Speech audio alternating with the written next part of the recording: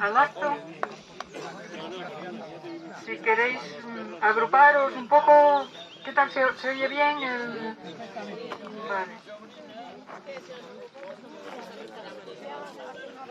Bueno, pues buenos días y gracias a todos y a todas por venir un año más a este encuentro en Vejes, cuando se cumplen 15 años ya de la inauguración de este monolito en recuerdo y homenaje a la Brigada Machado y a toda la resistencia antifranquista, por la iniciativa y el empeño de Jesús de Cos, con el apoyo de Alejandro Narganes, camiseta, y de Valeriana Ayés, que nos cedió, como sabéis, este trozo de terreno para poder levantarlo.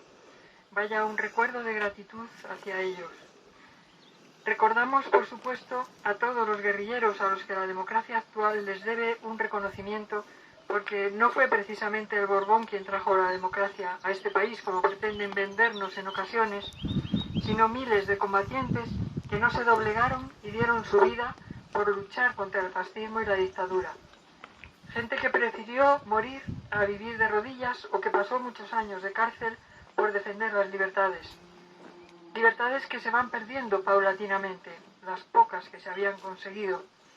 Es algo incuestionable que en toda Europa y casi en todo el planeta el fascismo ha ido avanzando en los últimos años y hemos llegado a ver cómo se ilegaliza al Partido Comunista en países como Polonia o Ucrania, algo que hace unos años nos parecía imposible que ocurriera y que se retrocediera de esa manera.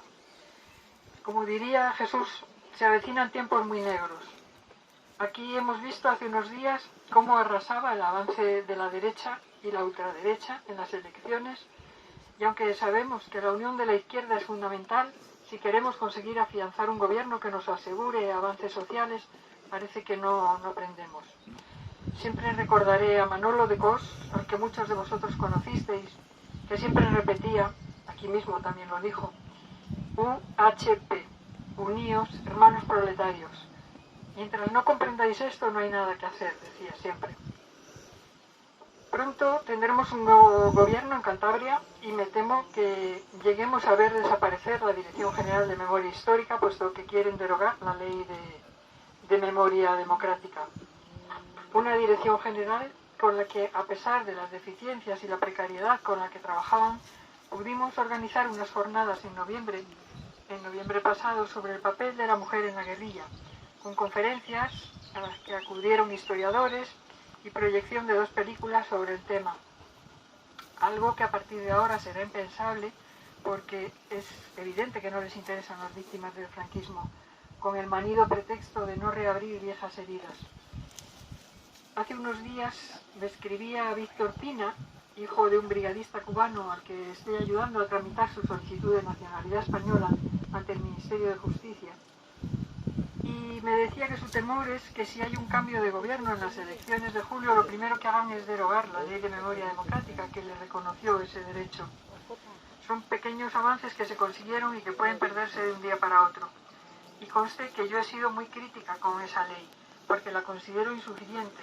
Nosotros esperábamos mucho más de ella, pero todo es susceptible de empeorar. Me hubiera gustado que hoy estuviera aquí con nosotros Kiko, el guerrillero del Bierzo, miembro de AGE y el último guerrillero con vida al que he invitado, pero sus 97 años le van pesando y no ha podido desplazarse desde Alicante, donde vive, pero me ha enviado algunos ejemplares de su último libro autobiográfico que habéis visto ahí, bueno, algunos ya lo habéis adquirido, que lo tenemos a la venta por 20 euros, si alguien está interesado en conocer su historia. Es un libro valiente, no exento de autocrítica. Él nos hubiera hablado de esa unión entre diferentes tendencias ideológicas que ellos vivieron en la Federación de Guerrillas de León, Galicia, porque no podían andar discutiendo si son galgos o son podencos cuando les perseguían. Ellos se unieron en un frente común, ya fueran comunistas, anarquistas, socialistas o republicanos en general, porque sabían quién era el enemigo que tenían enfrente.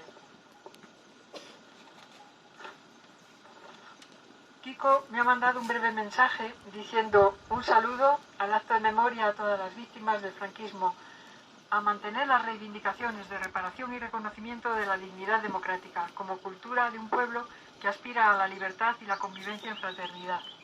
Saludos a los presentes y suerte en la concentración. Kiko. Y también quiero mencionar a Esperanza Martínez, presidenta de AGE y última guerrillera con vida, también de la edad de Kiko, que pasó 15 años en la cárcel por pasar guerrilleros a Francia y ponerlos a salvo de una muerte segura. También hemos traído algunos ejemplares de su libro autobiográfico que presentaremos en Zaragoza esta próxima semana. Y bueno, también ayer hablé con Maximino de Cos, que tiene 101 años, y él quería redactar algo para que lo leyera hoy aquí, pero lleva unos días con visitas al hospital, ha estado una semana un poco complicada y no ha podido ser. Pero me dijo que os envía un saludo solidario. Cuando le llamé para hablar de otras cosas, lo primero que me preguntó, ¿y lo de Vejes de mañana? ¿Cómo va a ir eso? Y preguntándome también por las elecciones. Él está al día de todas las noticias, no se pierde una. Y bueno, para centrarnos en los guerrilleros de Cantabria, voy a leeros en extracto un artículo publicado ayer por la Asociación Desmemoriados sobre Santiago Rey y Marcos Campillo, ambos de Vejes. Como es un poco largo, que son 4 páginas, no las voy a leer todas. Simplemente os voy a hacer un resumen porque habla de ese paso a Francia y esa acusación que les hicieron de haber participado en un atraco, en un secuestro. Y cuando estaban en Francia, la Interpol fue a buscarlos con policías franquistas en Francia.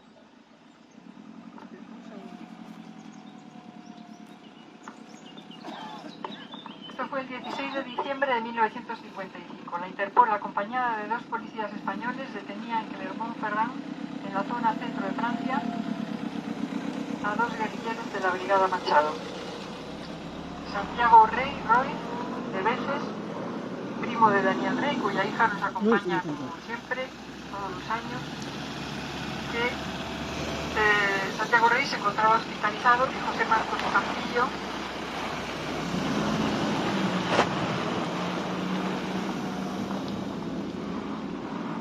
junto a ellos también detuvieron a los hermanos de este último, de José Marcos Campillo, detuvieron a Pedro y Avelino. La justicia franquista les acusaba del secuestro de Balmaseda, oficialmente Balmaseda con B en la actualidad, y del asesinato del comerciante gallego Benigno Ferreiro tras el frustrado intento de la Guardia Civil de liberarle de sus captores, en lo que se conoció como el secuestro de Piedras Luengas. Entonces, en este artículo lo que viene a decir es a desmentir que ellos tuvieran participación alguna en ese secuestro de Piedras Luengas, y se lo achacaron también a ellos. En el momento, cuando la información se publicó, la justicia francesa había denegado su extradición. Los periódicos españoles exponían vehementemente la versión oficial sobre la autoría de los hechos, recalcando por un lado la labor policial encarnada en la figura de Alejandro del Carmen, jefe de la Brigada de Investigación Criminal de Bilbao, con expresiones como: no pecaremos ni un ápice de exagerados si decimos que el secuestro de Balmaseda ha sido el más sensacional caso policíaco registrado en nuestra provincia. Transcurrido el plazo exigido para la tramitación de la extradición, Francia no solamente ha denegado aquella, sino que ha puesto en la calle con toda serie de garantías personales a aquellos individuos. Francia no puede realmente sentirse muy satisfecha de haber dado asilo en el país a vulgares criminales. Esto se publicaba en los periódicos de aquí, como La Hoja del Lunes, y lo que ocurrió en Francia, que ahí sí que tuvo mucho que ver Jesús de Cos, porque él estaba ya exiliado, en esa época vivía en Francia, y enseguida Lorenzo Sierra, Lebaniego y él enseguida se movilizaron ante el gobierno republicano en el exilio, escribieron al ministro de Justicia del gobierno republicano en el exilio y consiguieron finalmente acreditar que ellos no eran delincuentes comunes, sino guerrilleros antifranquistas y republicanos, y entonces les consiguieron que les dieran el estatuto de refugiados políticos en Francia. Por eso decían los periódicos de aquí, de la época, que Francia les había dado asilo y que no debían de sentirse muy orgullosos de acoger a criminales. Bueno, voy a leeros ahora el mensaje de Dolores Cabra, que me manda la secretaria general de la asociación AGE, que bien que le hubiera gustado venir, pero por problemas de salud no puede estar hoy aquí, ya vive en la Comunidad Valenciana. Queridas amigas y amigos y compañeras, compañeros, otro año más en el que tenemos la posibilidad de acudir al monumento de Vejes, monumento que representa la resistencia y fortaleza guerrillera de la sociedad antifranquista en los momentos más duros del combate frente a la reciente incursión de las derechas más ultras en nuestra vida institucional. Monumento que construyó con su propio esfuerzo nuestro compañero de AGE, Jesús de Cos, comandante Pablo, miembro de la agrupación guerrillera del norte, Ceferino Machado. Monumento que fue historia con el apoyo de compañeros y compañeras de las guerrillas, los enlaces, puntos de apoyo y colaboradores de AGE como Pepe Sala, Alejandro Narganes, Camiseta Valeriana. Ahí están sus nombres, a los que se sigue reconociendo como los valientes guerrilleros y enlaces republicanos que mantuvieron firmemente la resistencia frente al fascismo. Siempre guerrilleros, nunca bandoleros. Nuestra compañera Marisol, delegada de AGE en Cantabria, sigue manteniendo viva la llama de ese movimiento guerrillero. Bueno, ahora empieza a hacer unos elogios que me da un poco vergüenza leerlos, tener que leerlos yo misma.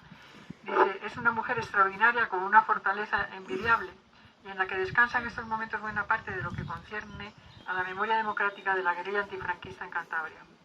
Con el apoyo de asociaciones como FAMIR y ASTUAC, lleva organizando este acto en Vejes desde hace años, apoyando a su compañero Jesús de Cos hasta su fallecimiento en 2012, hasta ahora.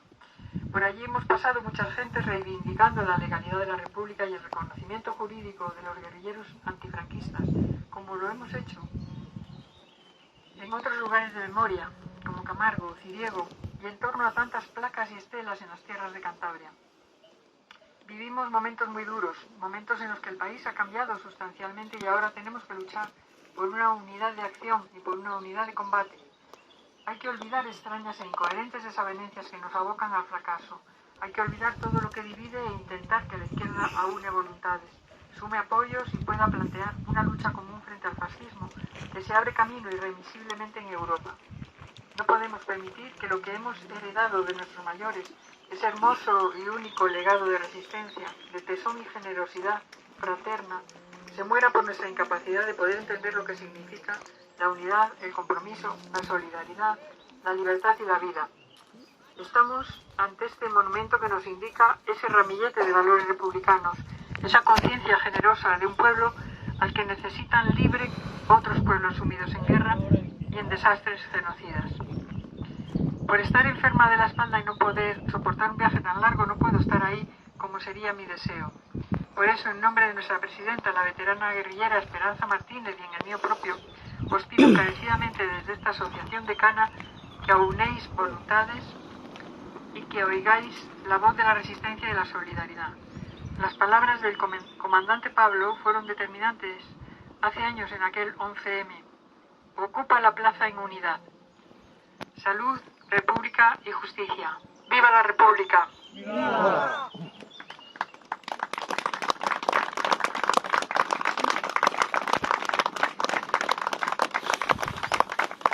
Bueno, yo quisiera que interviniera Marcelo de la asociación que siempre, y Fidel de la CNT también va a intervenir.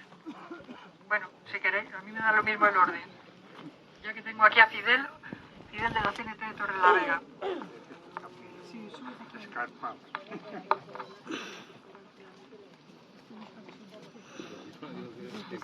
Bueno, se oye bien, ¿no?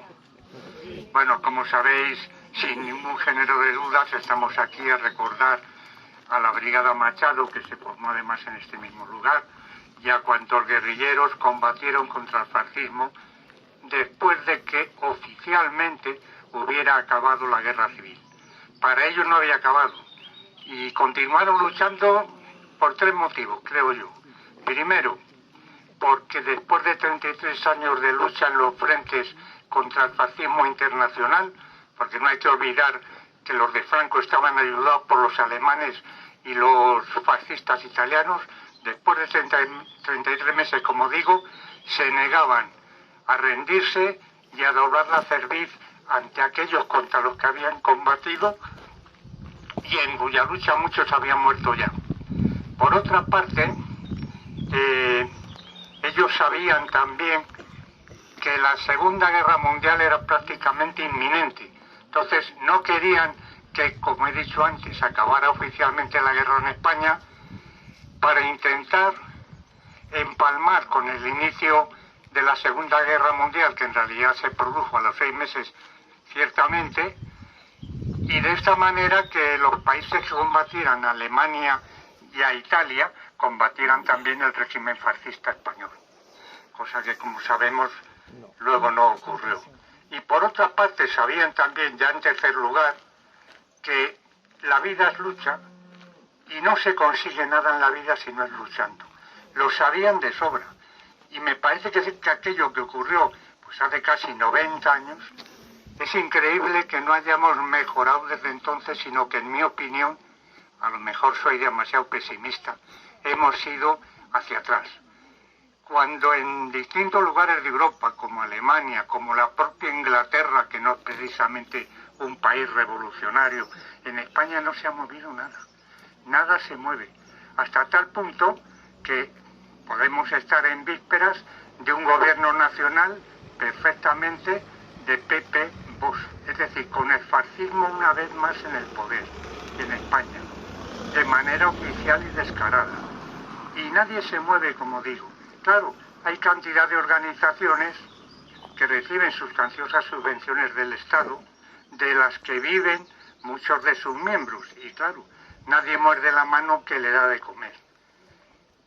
Para estar de verdad en contra del sistema, que al final es en contra de lo que hay que estar, porque el problema social no es de religiones, de raza, ni de colores, ni de nada, es de clases sociales. Una clase social minoritaria que explota a la mayoritaria, usurpando la gran parte del trabajo que produce con sus manos. Mientras no estemos al margen del sistema, que es el peligroso y el verdadero problema, seguiremos igual.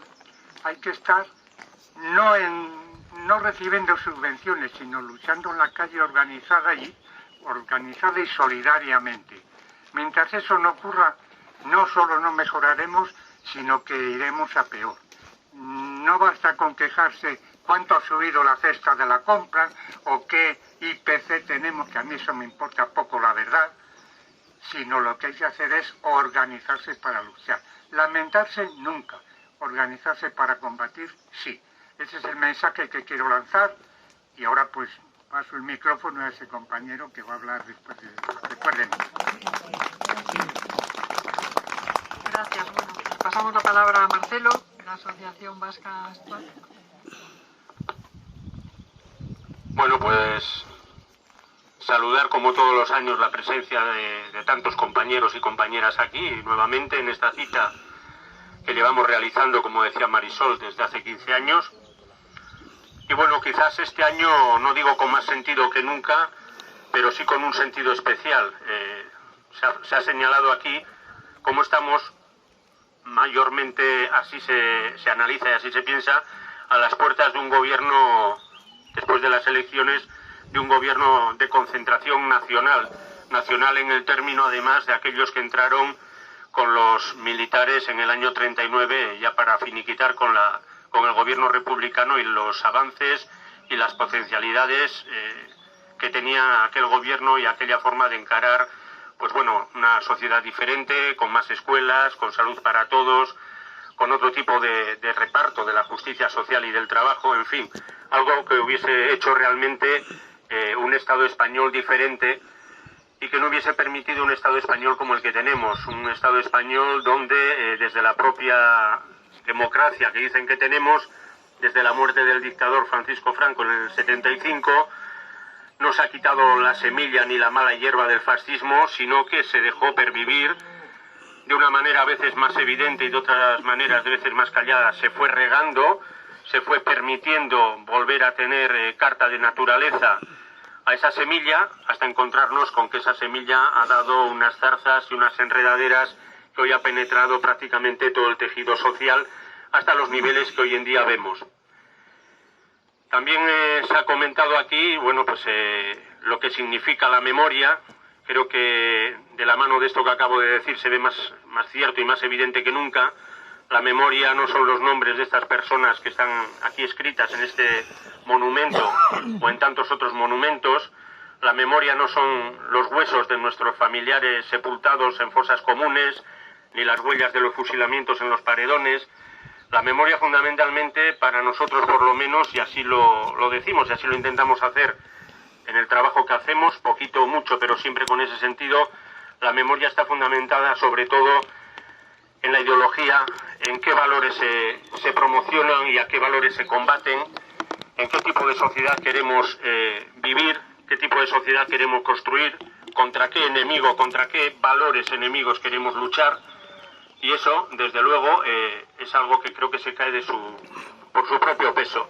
Hoy tenemos una sociedad como la que tenemos porque tantos organismos, partidos, sindicatos, que supuestamente están hechos para defender a la clase trabajadora, hoy creo que sería un día bueno para aplaudirlos socialmente y decir: habéis hecho un trabajo cojonudo, compañeras y compañeros. En todos estos años habéis llevado a la clase trabajadora a una desideologización espantosa. Habéis llevado a la clase trabajadora a ser poco menos que mendicantes de pequeñas mejoras, de pequeñas migas, mientras vosotros os coméis cada vez más el plato, ya no el vuestro, sino también el nuestro, continuamente. Y de la mano de todo eso estáis proscribiendo símbolos, ideologías, luchas y memorias que son las que han dado en algún momento y siguen dando, aunque seamos pequeños, un porcentaje de esperanza a la humanidad en su conjunto. Cuando se habla de proscribir partidos comunistas, cuando se habla de proscribir y de perseguir a militantes anarquistas, cuando se habla de encerrar, de llevar a la cárcel a gente que simplemente tiene como bandera una democracia real y en toda su profundidad, debería preocuparnos mucho.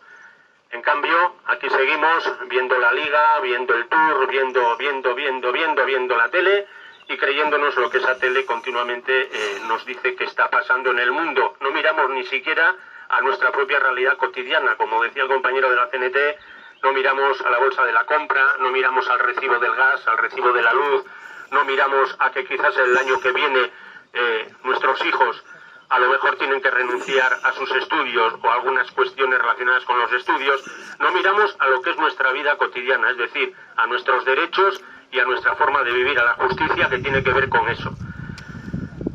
Viéndolo así, creemos que estamos a la puerta de tiempos realmente oscuros, de tiempos que van a pedir de aquellos que queramos cambiar la sociedad mayores esfuerzos, mayores compromisos, y por eso que siempre decimos aquí cada año cuando cerramos el acto, que nos veamos el año que viene. Creo que este año tiene que ser un llamamiento a que el año que viene, aparte de estar aquí, seamos capaces de volver a generar actos como este en cada pueblo, en cada barrio, en todos los sitios donde podamos tocar a los compañeros y a las compañeras de cada lugar, decirles que la memoria es importante, que la batalla del relato es la batalla del futuro y del presente, no es la batalla del pasado, una batalla que nos hace ver que si en algún momento, como decía antes, en Europa el fascismo estuvo derrotado, fue gracias precisamente al esfuerzo, al sacrificio, entre otros, de 30 millones de ciudadanos soviéticos bajo esa bandera de la hoz y el martillo que en algunos sitios quieren proscribir.